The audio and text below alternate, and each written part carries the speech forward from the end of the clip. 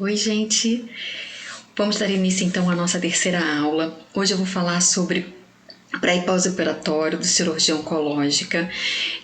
Quem não viu as duas primeiras aulas, vai lá, busca as duas primeiras, vale muito a pena. Na primeira aula eu falei sobre por que não se especializar em fisioterapia oncológica e na segunda aula eu falei sobre mitos e verdades em oncologia. Eu sou a Erika Fabro, sou fisioterapeuta especializada em fisioterapia em oncologia. E hoje, como eu já mencionei, vim falar para vocês sobre o pré e pós-operatório. Então, antes de começar a abordar a aula propriamente dita, eu queria deixar claro para vocês que para todos os tumores sólidos, se não existir nenhum protocolo, como seria no caso do tumor de cabeça e pescoço, que existe o protocolo de preservação das cordas vocais, onde a gente pode ser submetido a um tratamento exclusivo com radioquimioterapia, no geral, os tumores sólidos eles precisam da cirurgia para serem considerados curados. Então, vamos dizer que a cirurgia é sempre o ator principal, a atriz principal da cura dos tratamentos de tumores sólidos. Então, todo tumor sólido, quando ele é retirado, também é necessário que retire-se uma área de tecido saudável em volta desse tumor. Essa área de tecido saudável ela pode ser milímetros ou centímetros, de acordo com o tamanho do tumor, tá? Então, esse é o princípio básico que eu queria passar para vocês. Independente se esse paciente foi submetido à quimioterapia ou à radioterapia antes da cirurgia, nós vamos direto, nesse momento, nessa aula, falar sobre o procedimento que a gente conduz em relação à fisioterapia para aqueles pacientes que estão sendo submetidos e indicados a uma cirurgia, tá? Então, vamos lá. Bem, só relembrando que a fisioterapia ela pode atender o paciente, pode prestar atenção ao paciente, toda a assistência ao paciente oncológico, desde o momento do diagnóstico, no pré e pós-operatório imediato, durante o tratamento, que possa ser antes da cirurgia ou depois da cirurgia, que é o que a gente chama de neoadjuvante ou adjuvante. Esse tratamento pode ser quimioterapia, hormonoterapia, imunoterapia ou radioterapia. Nas internações clínicas, nas avaliações de segmento depois da cirurgia e no tratamento de complicações e, claro, nos cuidados paliativos, tá? Então, o nosso principal objetivo na atenção aos pacientes oncológicos é sempre pensar em prevenção. Na primeira aula eu falei bem disso, né? A gente se preocupa com a prevenção de qualquer complicação que venha a acontecer futuramente. Então, no momento em que esse paciente tem o diagnóstico do câncer, qual é a minha preocupação em fazer uma avaliação e fazer a fisioterapia? Muitos pacientes acabam ficando um pouco preocupados quando a gente marca uma avaliação de fisioterapia, achando: por que eu preciso fazer fisioterapia? Eu ainda nem fiz o tratamento. Será que eu já tenho alguma complicação? Não necessariamente. O que a gente quer é avaliar se esse paciente já tem alguma comorbidade anterior ao tratamento ou se esse paciente já tem de acordo com a sua funcionalidade, com seu estado físico, se esse paciente já tem uma facilidade para apresentar alguma complicação depois da cirurgia. E é aí que a gente se preocupa na primeira avaliação, tá? Eu trouxe para vocês aqui um modelo prospectivo de acompanhamento fisioterapêutico para mulheres com câncer de mama. Esse modelo ele foi publicado em 2012 por uma revista de suplemento da Lymphology, onde eles publicaram vários artigos sobre fisioterapia. Então, nesse artigo aqui, eles mencionam como seria o acompanhamento das pacientes com câncer de mama, no tratamento do câncer de mama, para evitar as complicações. Então, eles sugerem que, vamos dizer assim, que no pré-operatório deveria ser feita uma avaliação na véspera para a gente ter pelo menos a noção de quais seriam as medidas de base dessa paciente, se preocupando principalmente em relação ao linfedema. Então, qual seria a medida de circunferência dos braços para comparar se a paciente já teria um linfedema ou não e para futuramente seguir no acompanhamento. Orienta também que toda paciente seja vista, avaliada e orientada quanto aos primeiros exercícios, logo no pós-operatório imediato ou no primeiro dia de pós-operatório, e que deve ser feitas avaliações de segmento, que eles consideram como avaliações de vigilância, que mesmo que a paciente não apresenta nenhum sintoma, nenhuma queixa, que esse paciente seja agendado para reavaliações recorrentes. Essas reavaliações possam ser de mês a mês, ou trimestrais ou semestrais, e que nessas reavaliações que a gente possa identificar precocemente alguma alteração. E claro, que orientarmos os nossos pacientes quanto aos cuidados e à observação, a própria observação de alguma alteração no corpo, porque aí, conforme esse paciente sinta qualquer alteração, já possa procurar a fisioterapia imediatamente para iniciar um tratamento, tá?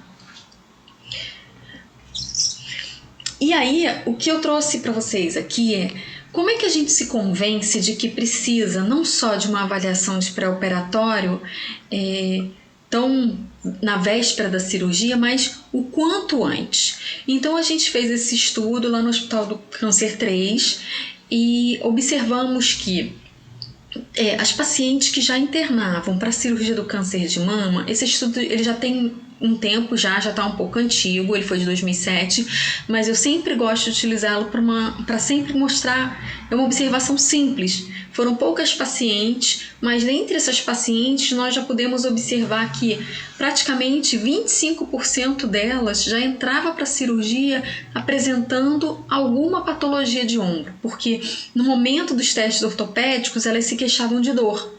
Então, juntando qualquer queixa de dor com um ou mais testes, 25% das pacientes já tinham alguma queixa. E isso para a gente é bastante preocupante, porque no momento da cirurgia essa paciente ela vai ficar em abdução com rotação externa do membro superior, né, presa na maca, e depois vai ficar por mínimo meia hora ou mais algum tempo, né, dependendo da necessidade dessa cirurgia. Isso ela vai estar anestesiada, não vai sentir nada, e no pós-cirúrgico ela pode começar a apresentar dor, queixa de dor. E uma outra preocupação que nós temos é em relação ao seu tratamento adjuvante, como aquele estudo de vigilância ali que eu mencionei, né? Ele fala que é importante a gente fazer as avaliações de segmento de acordo com o tratamento adjuvante de cada paciente. E a radioterapia é um dos tratamentos adjuvantes locais em que o paciente precisa ficar posicionada com abdução, flexão e rotação externa do membro superior. Então, se essa paciente apresenta alguma complicação prévia no ombro, ficou um tempo anestesiada numa posição de rotação externa, forçando ainda mais essa articulação, no pós-operatório ela cursa com dor e tem receio de se movimentar. Então acaba que o paciente apresenta muito medo de fazer os exercícios, de seguir com todas as recomendações que a fisioterapia faz. E aí, quando vai chegar o momento de se fazer a radioterapia, essa paciente não tem a amplitude necessária para seguir com o tratamento. E, se não fizer o tratamento no tempo correto, a gente acaba atrasando todo o processo de cura dos nossos pacientes, tá? E uma outra observação que a gente fez foi um outro estudo também conduzido no Hospital do Câncer 3, foi em relação às pacientes que eram diagnosticadas já no estadiamento mais avançado da doença, com indicação de se fazer a quimioterapia antes da cirurgia. São indicadas comumente a fazer uma quimioterapia antes da cirurgia quando tem uma necessidade de redução do tumor e para gerar uma possibilidade de uma cirurgia ou mais conservadora ou pelo menos a possibilidade de se fazer cirurgia, que muitas vezes o tumor está tão avançado que não tem pele para fechar esse procedimento cirúrgico. Então a quimioterapia ela é indicada nesses casos. E aí nós observamos que das complicações das principais queixas que as pacientes traziam, que a gente observava mais era dor, a paciente já podia apresentar alguma restrição do movimento do ombro lateral ao câncer, já podia estar apresentando linfedema no membro superior, alteração da sensibilidade no membro e a síndrome da rede axilar. Mas o que a gente mais observou aqui, para paciente que já chega com câncer de mama mais avançado e tem uma indicação de quimioterapia neoadjuvante, elas têm 1,2 vezes mais chances de já estar apresentando dor na primeira avaliação da fisioterapia, antes de se fazer a quimioterapia, 4,29 vezes mais risco de já ter uma restrição do movimento e 2 vezes 5 vezes mais risco de já estar apresentando linfedema. Então, isso representa para a gente uma grande necessidade de iniciarmos o quanto antes as avaliações das nossas pacientes. Não adianta, se eu já sei que essa paciente tem um risco de, logo ao diagnóstico, na entrada para o tratamento, já está apresentando uma dor no ombro, uma restrição do movimento ou um linfedema, essa paciente ela precisa ser tratada antes mesmo da cirurgia, né? E por isso que a nossa preocupação de se avaliar cada vez mais cedo. E outra questão é que todo procedimento cirúrgico, nós sabemos que existe um período no pós-operatório, que esse período do pós-operatório ele é dado justamente porque o paciente sofreu um traumatismo planejado, que é o procedimento cirúrgico. Esse traumatismo planejado gerou uma alteração da composição corporal e com isso, para essa recuperação, vai ter maior consumo da massa muscular do paciente. Durante o procedimento, durante a intervenção cirúrgica, nós liberamos os mediadores inflamatórios e os hormônios de estresse, temos maior catabolismo de glicogênio, gordura e proteínas e uma maior síntese de proteínas de fase aguda. Vai ter mais migração de leucócito, fibroblasto e colágeno para que ocorra a cicatrização de uma forma mais adequada. Isso tudo vai fazer com que a gente consuma muito mais a nossa energia, né? Então a gente precisa ter um melhor condicionamento físico para passar por um procedimento cirúrgico. Outra questão, que foi até o que eu mencionei, né, nos mitos e verdades, falando que realmente o câncer é uma doença considerada doença do idoso, porque quanto mais a gente vive, maior a chance da gente sofrer uma mutação celular, maior tempo que a gente tem que o nosso corpo tem de convívio, né, de ação, dos fatores que são contribuintes para a formação do câncer, né, fatores de risco como tabaco, poluição, alimentação mais inadequada, sedentarismo. Então, mais risco a gente tem de desenvolver um câncer. Então, pensando que a maior parte dos nossos pacientes é de paciente idoso, a gente tem que observar que o diagnóstico do câncer no idoso ele pode ser retardado também, uma vez que existe uma tendência de subestimar os sintomas apresentados, ou seja, a gente associa muitas vezes a alguma comorbidade pré-existente, a algum problema do idoso. Então, se esse paciente já sente, se a primeira queixa do paciente for dor, ou se for uma condição de emagrecimento, a gente acha que é pela idade, por uma inapetência. Então, acaba que esse diagnóstico do câncer é feito de uma maneira tardia, uma fase mais tardia. E os pacientes idosos, eles realmente têm uma elevada taxa de comorbidade e apresentam menores taxas de sobrevivência. Com isso, também, piores níveis de estado funcional e de qualidade de vida. Então, os problemas geriátricos que são mais encontrados na avaliação do idoso com câncer seriam as comorbidades: cardiopatia, pneumopatia, diabetes, em 90% dos casos, e 30% a 40% desses 90% são de patologias de uma forma mais grave. Muitos pacientes já apresentam dependência para a realização de atividades instrumentais de vida diária, seria 50% a 60%, qualquer grau de deficiência cognitiva, em 25% a 35%, 20% a 40% dos pacientes apresentam depressão e desnutrição ou risco nutricional, 30% a 50% dos pacientes apresentam. Então, os desafios para o tratamento no paciente idoso seria a desnutrição, a xerostomia, porque muitos pacientes que fazem tratamento, principalmente radioterapia em cabeça e pescoço ou a quimioterapia, às vezes causa a diminuição da produção de saliva e com isso esse paciente tem maior dificuldade para deglutir, para falar. Então, Isso traz, se ele tem maior dificuldade para deglutir, ele vai acabar ficando desnutrido. Se ele tem mais dificuldade para falar, a gente não vai compreender muito bem o que esse paciente está sentindo, e ele pode ter uma facilidade maior para depressão também. Os pacientes podem apresentar mucosite, toda a inflamação em toda sua mucosa de revestimento do tubo digestivo, e aí mais dificuldades para nutrição, alguma outra comorbidade e, claro, a sarcopenia. A sarcopenia, ela já pode ser, ela é fisiológica, quanto mais a gente vive, né? A gente vai envelhecendo, então a gente já tem uma sarcopenia pela idade. Somando a isso o processo do câncer e do seu tratamento, maior vai ser a condição de sarcopenia. E a sarcopenia, o que é? Ela é definida como a redução na quantidade e qualidade do músculo esquelético e da força muscular. Traz como consequência o risco elevado de quedas, fraturas, redução da capacidade funcional e mortalidade. Em 2016, finalmente, ela foi reconhecida como uma doença e recebeu um código da Classificação Internacional de Doenças, e a prevalência na população com câncer pode variar de 11% a 90%. Isso vai depender do tipo do tumor, do estadiamento, do tratamento que está sendo proposto e, claro, do ponto de corte para o diagnóstico da miopenia. Dependendo do estudo, qual vai ser o ponto de corte que está considerando uma sarcopenia.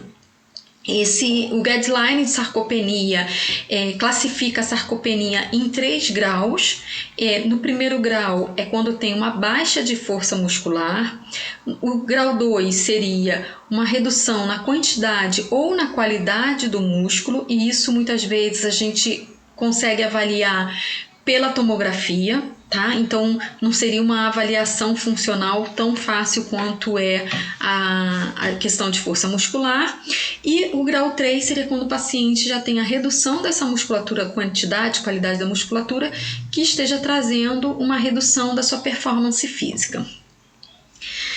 E aí, como proposta de avaliação desse paciente idoso, existe uma linha da oncologia que é a oncologia geriátrica, ou a geronto-oncologia, em que é uma linha de oncologistas que se especializa exclusivamente para tratar o paciente idoso.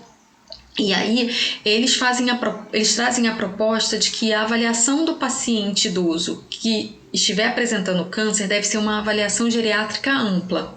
Essa avaliação ela vai captar a complexidade dos problemas que são típicos do idoso, abordando suas múltiplas dimensões por meio de instrumentos específicos que vão avaliar o status funcional, equilíbrio e mobilidade do idoso, a sua função cognitiva, deficiências sensoriais, condições emocionais, adequação do suporte familiar, social e ambiental e riscos nutricionais e de interações medicamentosas. E aí é a partir dessa avaliação que surge esse plano de cuidado proposto. Esse plano de cuidado para o paciente idoso de acordo também, né, entra um plano de avaliação a partir da avaliação nutricional, da questão cognitiva e emocional, da funcionalidade, que é onde a gente entra, né? Comorbidades, a gente também entra nessa questão para avaliar a comorbidade está afetando a condição física dos nossos pacientes, a polifarmácia, todo o contexto social e pessoal e síndromes geriátricas. Então, essa avaliação mais ampla vai trazer um cuidado mais personalizado que permite a manutenção ou recuperação da capacidade funcional do paciente idoso. Mas não é só com o paciente idoso que a gente se preocupa em conduzir a avaliação mais precoce possível. A avaliação antes da cirurgia, quanto mais tempo antes, melhor. Então, isso é para a gente instituir também um programa de pré-habilitação. A pré-habilitação é um programa que tem o objetivo de acelerar a recuperação pós-operatória dos pacientes e melhorar os resultados da cirurgia. Como eu mostrei naquele slide anterior, né, falando sobre o procedimento cirúrgico, que ele vai trazer uma diminuição dessa capacidade funcional, porque vai ser uma lesão planejada, e com isso a gente tem todo um processo de cicatrização, maior gasto energético. Então, esse paciente que tem uma condição funcional melhor, ele vai suportar melhor esse gasto energético para o processo de cicatrização e ele vai ter uma recuperação mais rápida. Essa proposta de pré-habilitação, inicialmente, há uns anos atrás, ela foi feita para os pacientes de cirurgia geral, principalmente cirurgia abdominal. E aí, para os pacientes oncológicos, ela foi adaptada pensando na possibilidade de aumentar as reservas fisiológicas antes da cirurgia ou até durante as terapias neoadjuvantes. Então, se esse paciente ele é indicado a fazer uma quimioterapia neoadjuvante, vai ter todo um processo de, muitas vezes, 6 ou 8 meses de tratamento.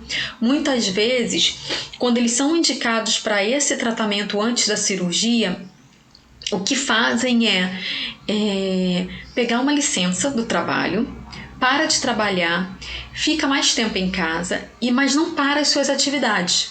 Deixa de ter atividade laboral e acaba assumindo muito mais a atividade doméstica. Então, acaba consumindo também muita energia, mas nesse momento para de fazer qualquer atividade de exercício, qualquer atividade de lazer.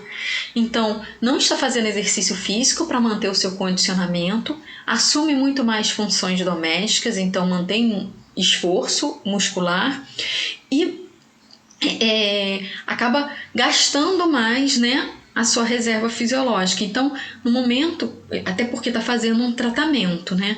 E muitas vezes não, todo procedimento de quimioterapia, ela é dose acumulativa, então vai trazendo complicações de acordo com quanto mais sessões esse paciente vai sendo submetido. Então, é importante que a gente pense em protocolos, né? E foi aí que foi feita a proposta da pré-habilitação. Então, é feito de protocolos de intervenções que vão modular o sistema imunológico, modificar a resposta inflamatória e prevenir distúrbios de nutrição e do metabolismo. A pré-habilitação ela é composta por exercícios físicos, orientações nutricionais e intervenção psicossocial. Então,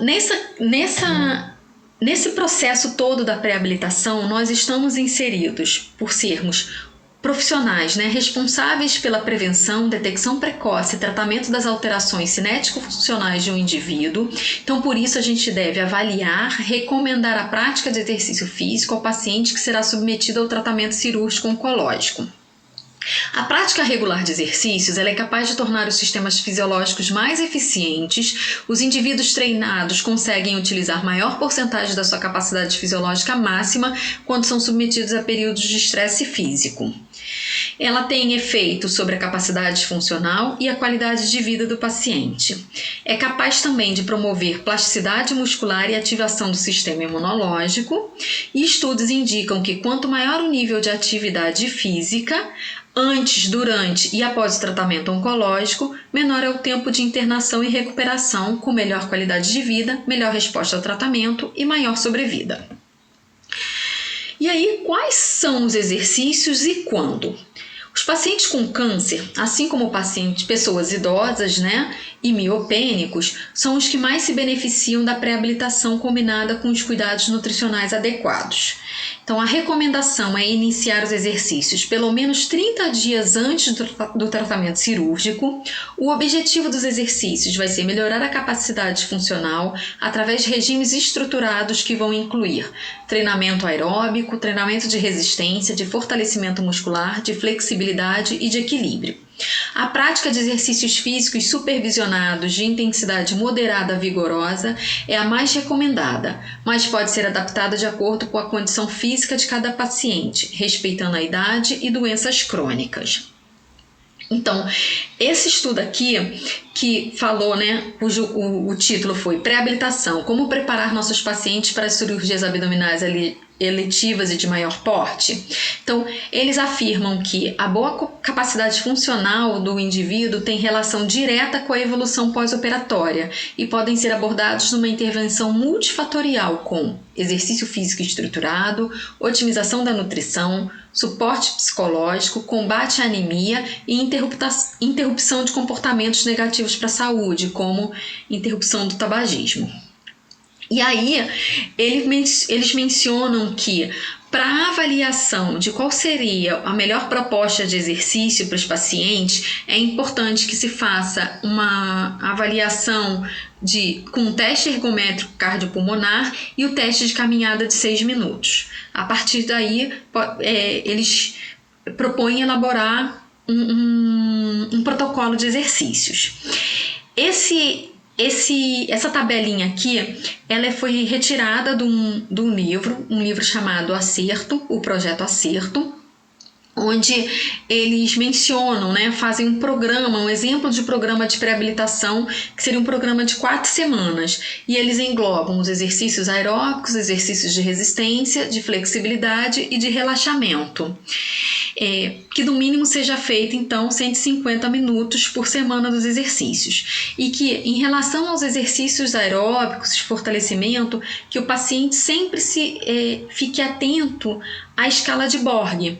Então, a gente vai sempre avaliar o paciente de acordo com a escala de Borg. E o ideal é que, principalmente para o paciente que estiver fazendo a parte aeróbica com caminhada ou com um simulador de caminhada, numa esteira ou bicicleta, a parte de ciclismo, bicicleta ergométrica, que ele esteja, a escala de esforço percebido fique em torno de 4 a 6, para que o paciente não tenha condição, vamos dizer assim, de conversar com o colega do lado, vamos dizer assim.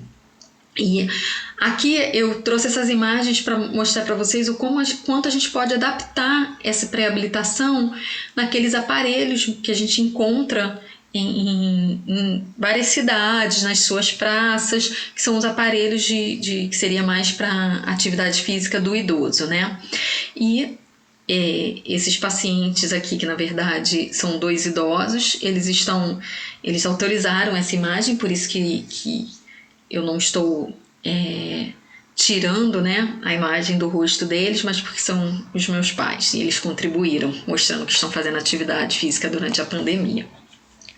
Esse outro estudo foi uma entrevista com pacientes de câncer de mama. Eles fizeram entrevista questionando se elas conheciam o que seria a pré-habilitação e qual era a opinião delas em relação a participar ou não do programa de pré-habilitação. Então, 76% das pacientes que foram entrevistadas afirmaram que participariam do programa de pré-habilitação, 49,2% afirmaram que aceitariam adiar o tratamento se o programa fosse recomendado por seu médico e 62% das pacientes preferiam receber informações sobre a pré-habilitação desde a primeira consulta para o seu tratamento. Esse outro estudo, ele observou 2 grupos, dois grupos de pacientes. Um grupo não passou por um programa de pré-habilitação e outro grupo foi randomizado para um programa de pré-habilitação. Então, eles observaram aqui, nesse momento onde tem a seta, foi procedimento cirúrgico. Então, antes do procedimento cirúrgico, de acordo com seu condicionamento físico, o paciente que não passou pela pré-habilitação, vamos dizer então que ele estava na escala de 0. O que passou pela pré-habilitação já estava aumentando o seu condicionamento físico. No momento da cirurgia, é claro que todos têm uma queda do condicionamento físico, e logo depois eles vão recuperando. É claro que a sua recuperação, comparativamente, é ascendente nos 2 casos, para quem passou pela pré-habilitação e para quem não passou. Mas quem passou pela pré-habilitação teve um ganho muito mais rápido do que aquele paciente do grupo controle. E esse outro estudo aqui, ele foi conduzido com pacientes de câncer de pulmão, bexiga, colo retal e de esôfago. Foi um estudo de revisão sistemática e meta-análise. Eles conseguiram incluir nesse estudo de revisão 10 ensaios clínicos, foi só estudo sobre ensaio clínico, e eles queriam avaliar os efeitos da pré-habilitação com exercícios de endurance e de resistência. Então, para avaliar, o efeito da pré-habilitação, eles avaliaram a aptidão física através da força muscular e do condicionamento físico, na composição física, a qualidade de vida, por teste de qualidade de vida, e os resultados pós-operatórios, que eles avaliaram através do tempo de internação e complicações pós-operatórias e o tempo de sobrevida do paciente. E concluíram que uma pré-habilitação, um programa de pré-habilitação combinado com o trabalho de resistência e endurance é benéfica com a melhora da aptidão física, qualidade de vida e os resultados no pós-operatório. Esses resultados do pós-operatório foram menor tempo de internação, menos complicações e maior sobrevida dos pacientes. Esse estudo aqui, ele já está observando em relação à sobrevida dos pacientes que fazem exercício físico. Então, foram 16 estudos em relação a câncer de mama, exclusivos de câncer de mama, em que eles fizeram protocolos de atividade física intensa posterior ao diagnóstico do câncer de mama. Então, a gente sabe que a prática de exercício físico, prática regular de exercício físico, pode ser uma forma de prevenção de vários tipos de câncer. Nesse caso aqui, mesmo que a pessoa não tendo o hábito de fazer exercício físico, se ela tem um diagnóstico de câncer de mama e iniciar o exercício físico após esse diagnóstico, o quanto isso também pode ajudar na sobrevida do paciente. Então, observaram que essa atividade física intensa, mesmo posterior ao diagnóstico, ela reduziu em 28% a mortalidade específica por câncer e em 48% a mortalidade por qualquer outra causa. E esse efeito protetor ele se manteve mesmo após os autores eles retirarem, na hora de fazer as análises do estudo, retirarem o que poderia estar confundindo no resultado, o que poderia ser o índice de massa corporal, o status da menopausa. Então, mesmo retirando, para não dizer que o que está reduzindo, o que está aumentando a mortalidade, vamos dizer assim, seria a mulher mais velha ou seria a mulher mais obesa. Então, mesmo estratificando, eles viram que ainda assim, tanto para a mulher do peso ideal ou com a mulher com sobrepeso, consegue reduzir a mortalidade praticando exercício físico. A mulher que não está na menopausa ou a que está na pós-menopausa também o exercício físico tem influência protetora, tá? E diferentes tipos de exercício e intensidade também mantém essa proteção. Então, o que a gente pode fazer antes do tratamento oncológico? Como eu já mencionei, a gente vai fazer a avaliação, identificar os riscos para complicações. Se esse paciente já tiver alguma comorbidade, a gente pode traçar um tratamento fisioterapêutico,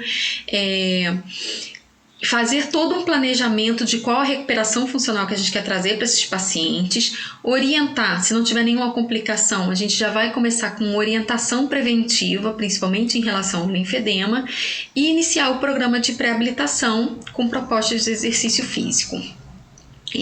Isso porque a gente já viu, estudos já viram que o programa de fisioterapia precoce é capaz de promover um bem-estar físico e psicológico, sendo responsável por um grande nível de satisfação dos pacientes e maiores taxas de retorno ao trabalho, favorece o restabelecimento da função motora, diminui a frequência de complicações e dor locorregional, diminui o risco do aparecimento do linfedema. E no pós-operatório imediato, o que a gente propõe para os pacientes oncológicos seria exercícios respiratórios, tratamento sintomatológico, exercícios preventivos de trombose. Se o paciente puder ser retirado do leito, então liberação de movimentação ativa, deambulação precoce, movimentação de membros superiores, se a região da cirurgia for na porção superior do tórax, e, claro, orientações de cuidados e exercícios domiciliares. No pós-operatório tardio, nós vamos seguir com as avaliações, né, de sequenciar, vamos dizer assim, avaliação de follow-up, principalmente considerando o tratamento adjuvante.